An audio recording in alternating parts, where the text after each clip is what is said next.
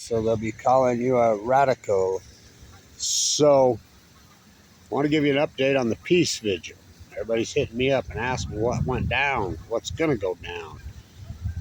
Well, some 7th grade hall monitor who doesn't know what he's fucking talking about goes in and cries to his teacher, Trump, yeah. Trump knows all about the peace vigil, and then Trump just knee-jerked off the hip. I don't know what's happened to Trump, but Trump's completely, well, he's the opposite of everything he said he was. Remember, Trump was anti-nuclear, always anti-nuclear. Remember, he calls it nuclear warming. Said it multiple times on the campaign trail, both campaigns. Talked about getting rid of nuclear weapons and how they're the most biggest danger to the planet. Hello, that's what the peace vigil does. And he mentioned Fukushima. The only president that's mentioned Fukushima on bootlicker Joe Rogan.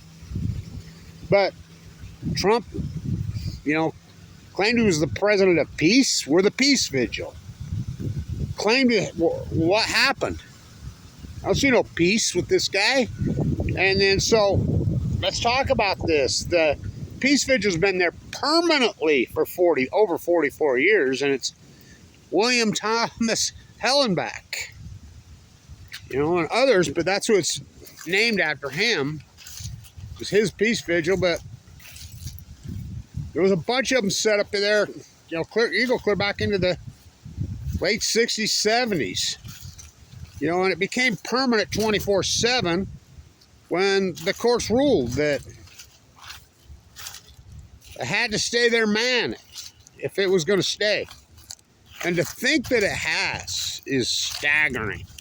You know how much blood, sweat, and tears? I've done a lot of shifts there in my day, and whew. And to think of the people that have volunteered out of goodness out of their heart to handle that is unbelievable, really. It's really unbelievable. There's been someone there 24/7. Now, William, as Concepcion used to call him, Thomas, passed away. His wife, Ellen, is really the boss there. And she ran it forever. And then, of course, Concepcion had issues. She had issues, and that's why William took her in. And when she passed away, everybody's scrambling. Well, oh, God, no. Filippo stepped in, and Filippo's, what a mind. What a path his is. The hours he puts in, and then I hooked up Craig there, and God, Craig's done so much night shift over the years. It's unbelievable. But so how it played out, well, they came over there with their dogs and went through it all, Secret Service, which it isn't like the Secret Service isn't there every single day. They know everything about it. It's right across from the White House. Parks Department, because the 7th grade hall monitor cried. So they went through with their dogs, looking for drugs. There's never been any drugs there. Ever. Never, ever been any drugs there. Rats. They said, well, what are you talking about? Anybody spent any time in D.C., it's low. There's rats running all over Washington, D.C. Go up on the hill. There's lots of them up there, Capitol Hill. They're called lobbyists and politicians. IPAC. Then, anti-American propaganda. Look, the First Amendment, that's part of the peace vigil. Has been, look, that peace vigil goes after both parties hardcore equally.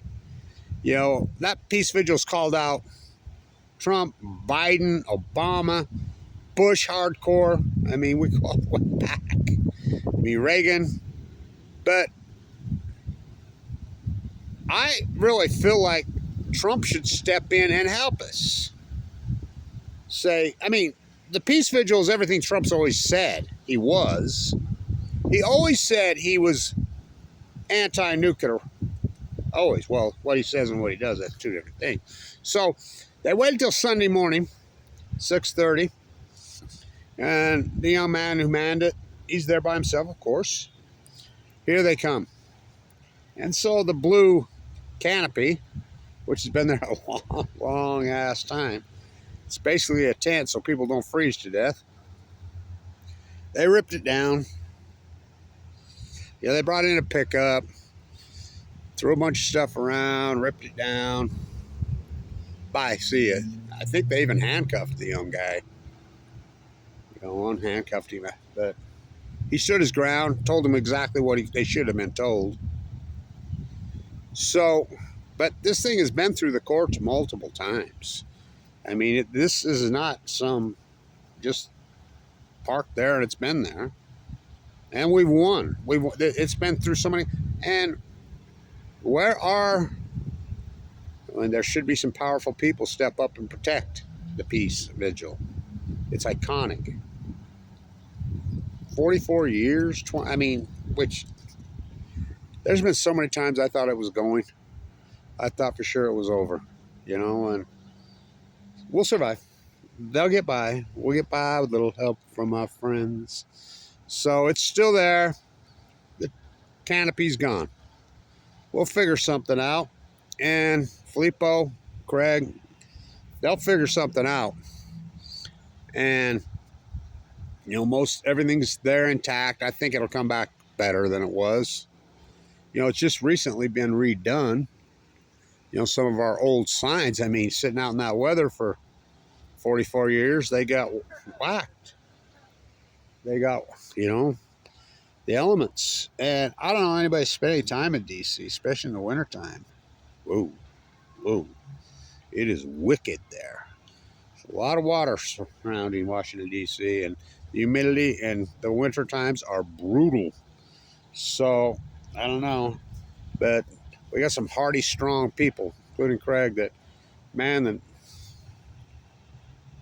night shift. You know, Neil Cousins is getting older. He does the mornings. So we're still there. And Filippo will get it handled. You know, and I really think the Secret Service should have been talking to him, not the young guy doing the night shift. But it is what it is. So I think it'll come back better. And I want to say this to Trump. This peace vigil stands for everything that you always said you stood for, which it blows my mind. The deep state got a hold of you? Obvious deep state. We know who that is. BB and Colt. The peace vigil stands for everything you always said you stood for. You always use the word nuclear warming, which is a nuclear exchange. Huh. You said the word Fukushima. Help us out. You know, it's about peace. You know, and the thing that kills me, that's what I told Craig and Filippo. Simply, you know, one of my terms, I'm helping with some of the signage, blah, blah. Trying to save you from you is a real motherfucker. That's exactly what you should be saying to the Secret Service. Nuclear bombs, nuclear fallout from Fukushima, from nuclear, it don't give a fuck if you're a neocon Republican. It don't give a fuck if you're a far-right Republican. It don't give a fuck if you're so-called, Trump calls them a radical leftist. It don't give a fuck where you fall politically. It don't care. Indiscretionally mass murders. So the same people that are tearing down, talk about put karma on you. I mean, trying to save you from you. I mean,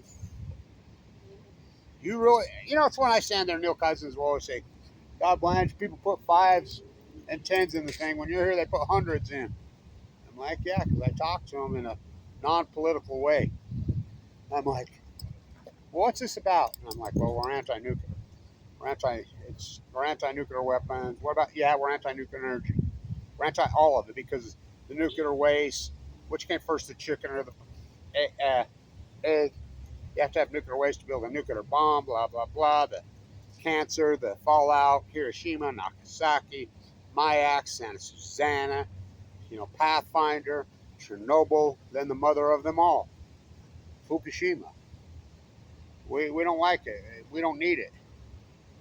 And they're like, yeah, I don't like it either. You know, I remember that famous picture I have with the Trumpettes when they attacked me in front of Trump Towers and spitting on me the whole 9 yards. And then by the end, they're taking pictures because one guy popped up and says, wait a minute, you're an anti-nuclear guy. Yeah. Well, so am I. Then why are you spitting at me? Why are you attacking me? It's not political. It's not. We don't like either party because either party sold their soul to the nuclear devil. And that's an argument. So Trump, you should be helping us out. Trump should send some people over there and talk, have a conversation with Filippo. Say, hey, what do you guys need? You know, maybe you can help us build a little lean-to or something that looks nice. You know, instead of the blue canopy, you don't like that? Okay, it's been there for 44, including your entire first administration. You know, and it's your administration that's moved it when we get ready for inauguration twice. So it isn't like you don't know it's there. Of course he knows it's there. You know, this is all, I don't know what he's up to. But it's still there. And my guess it'll play through the courts again. You know, there's some people, we got how many law schools right there? Right there. So I think there'll be plenty of young attorneys. I mean, I remember talking to Filippo and telling him, there's a group of, we used to have some young law students that take turns there from George Washington and Howard. And I said, well, you know, we should put a schedule together. And I mean, it'd be a great program for a young, getting ready to take his bar law student and a professor over there to take this on and help us out. And but I really don't understand. Well, this right-wing hall monitor knee jerks Trump. I think if Trump step back from the ledge, my friends. Think about it, Trump. We're trying to save your family. We're talking the same rhetoric you talk forever. Anti-nuclear. I mean, you mentioned folks. So you shouldn't be attacking. You should be helping us. It isn't like you don't know we're there. So, I mean, anybody who's ever done one single shift at the Peace Vigil, thank you, and all the people that fought so hard for so many years. By there, it's not just been there for 44 years, permanent. It's been there much longer than that, but that's when it got ruled that it had to be somebody there 24/7. Now, think about that. I think the only longer standing vigil is Hiroshima. You know, and I believe that's 24/7. I have a recycled paper crane that was presented to me by Sudoku's great niece. So hang in there, you guys. You know, I'll do what I can do. And come on, Trump. We're not sure. It doesn't care about political. And we're speak the same rhetoric you always speak. Come on. Come on, man. Come on. Reach out the olive branch, Trump. Trying to save you from you. Oh, God, especially here in Utah. Is a real motherfucker. And that's what we're trying to do. So hang in there. We're still there. Hopefully we stay. Come on, Trump. Open letter to Trump. Come on. You always said you're anti-nuclear. The courts have ruled in our favor over and over and over and over and over. You know, we got to go through this again. But you shouldn't be attacking us. You should be helping us. I mean, let's make it better. Things you don't like about it, that's fine. That's fine. We're open-minded. We'll work with you. Let's make it the way you want it to look, somewhat, per se. You know, you're going to be president for the next 3.5 years. We're speaking your language. Well, what you used to speak. We know what he speaks now.